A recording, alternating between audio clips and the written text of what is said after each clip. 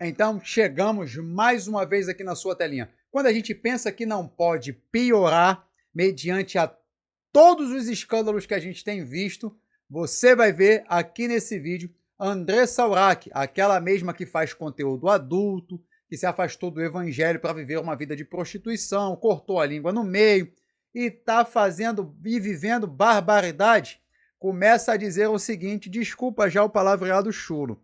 Ela diz, a mamãe balança a raba de dia e vai para a igreja adorar Deus de noite. Pensa numa coisa dessa? Exatamente, é isso que ela fala. Andressa Urach agora, durante o dia, grava conteúdo adulto e durante a noite diz que vai para a igreja adorar. Ela vai numa igreja e recebe oportunidade para trazer uma palavra. Aonde nós vamos parar? Agora você já imaginou que igreja é essa? Não vou te dizer agora, você vai acompanhar com a gente aqui nesse vídeo, tá? E já deixa o seu like, se inscreva no canal e deixa o seu comentário a respeito do que você acha de tudo isso que você vai ver aqui. E ó, só um spoiler, ela está congregando numa igreja que é pastoreada por 2 homens que são um casal. Opa, é casal? Não sei o nome que se dá. Então, sem mais delongas, vamos para o vídeo. Andressa Urach passa a congregar na igreja contemporânea, que é liderada por 2 homens. Ela recebe oportunidade para pregar. Mamãe é bem aleatória, tá? De noite mamãe rebola a raba e no domingo vai pra igreja. Sim. Tô falando sério, tô brincando, mas tô falando sério. Vamos. Esse vídeo completo tá no canal Cristão Também Pensa. E lá você assiste sem as minhas interrupções, tá? Já se ligou no conteúdo do vídeo, né? Por aquilo que ela vem falando. E é um deboche muito grande. E vou te falar, cada um vai prestar conta da forma que se coloca mediante o Evangelho de Cristo. Buscar a Deus hoje na igreja do Felipe.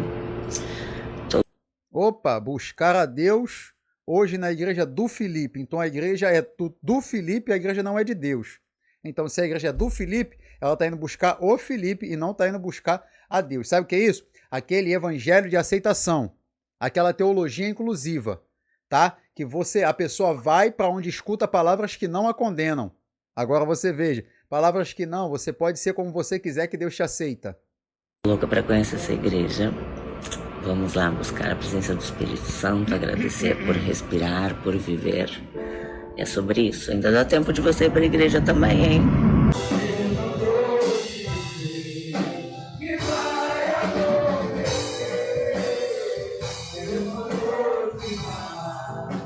Que tudo vai passar.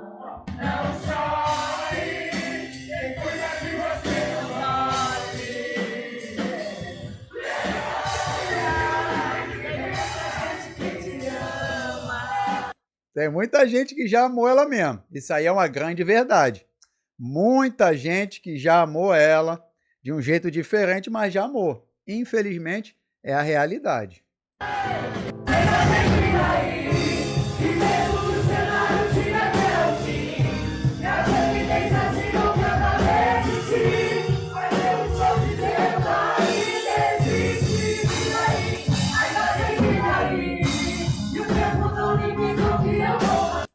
Sabe nem cantar. Você viu que ela tá ali, ó, fazendo mímica. Sabe nem cantar. E outra coisa é, pelo aquilo que ela falou no começo, não dá para levar ela verdadeiramente a sério.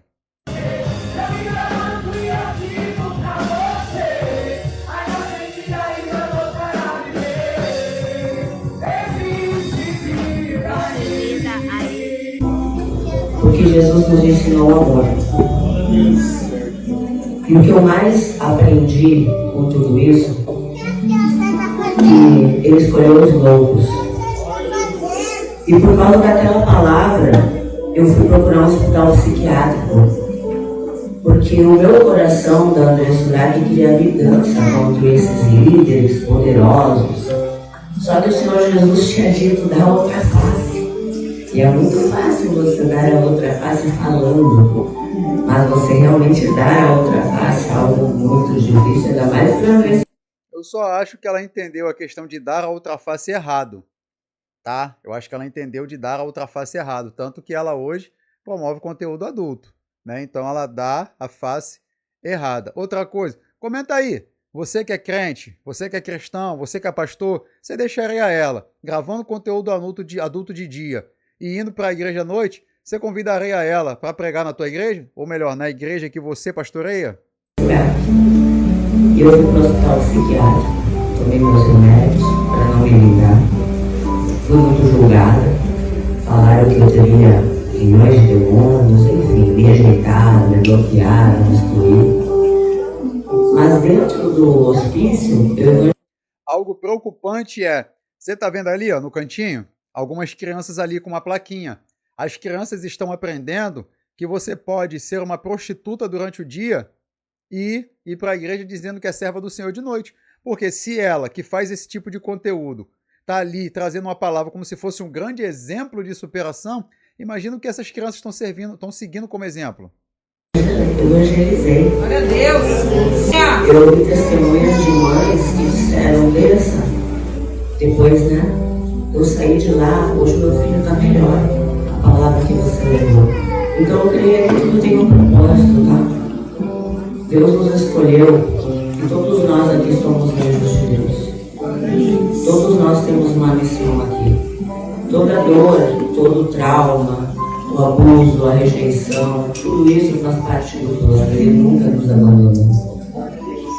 Às vezes é pesado o fardo, eu sei que é. Mas o Espírito Santo, ele conforta a gente, ele está dentro de nós. Então não deixe nunca ninguém dizer que você não tem o Espírito Santo. Porque o nosso corpo é a casa dele. E nós vamos povoar o céu. Amém. Opa, pera.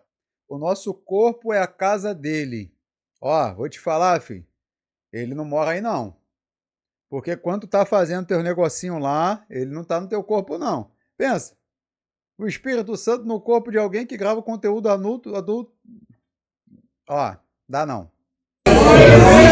Hoje eu tive a oportunidade de conhecer a igreja contemporânea, onde o pastor Felipe e o pastor Fábio, eles são gays.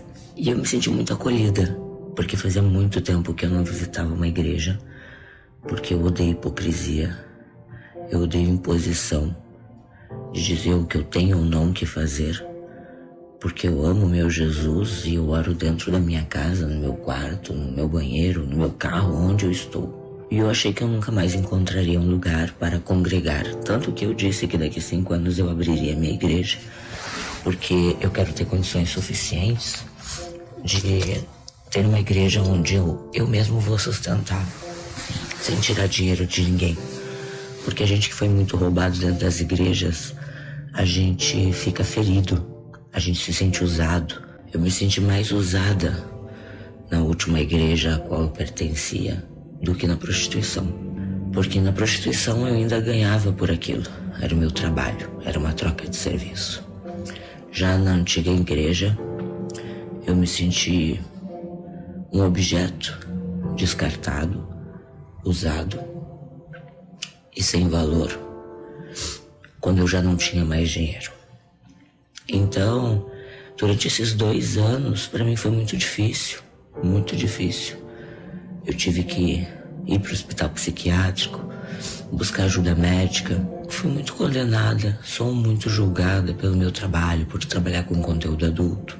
Hoje, graças a Deus, não preciso mais me prostituir, mas porque eu não quero, porque eu não preciso, mas se precisasse eu faria. Mas ainda sou muito julgada porque trabalho com conteúdo adulto, esse é o meu sustento.